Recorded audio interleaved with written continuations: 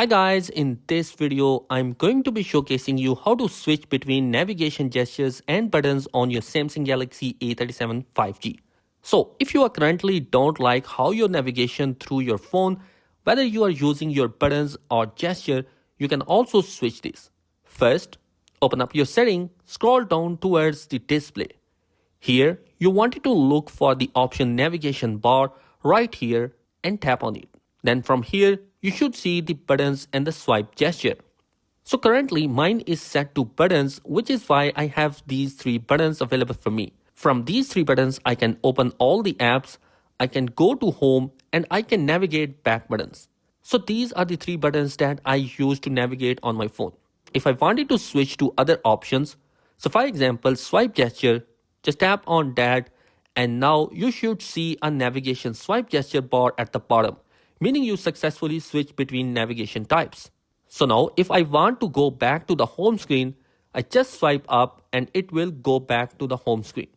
If I want to open multiple view window, I swipe up and hold to the middle of the screen to view all the apps running in the background.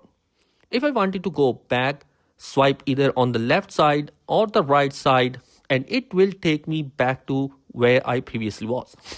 So this is how you can use the swipe gesture on your Galaxy A37 5G. Again, if you wanted to switch back to the buttons, just select the buttons. If you are under buttons, you should see the option to change the buttons order. So this is how it is currently set with multiple views, home and back. You can choose to invert it so that it can be back, home and then multi-view.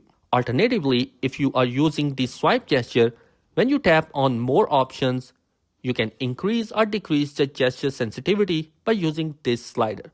So you can set it to high, medium or low. It's completely up to you to decide how you want to customize it.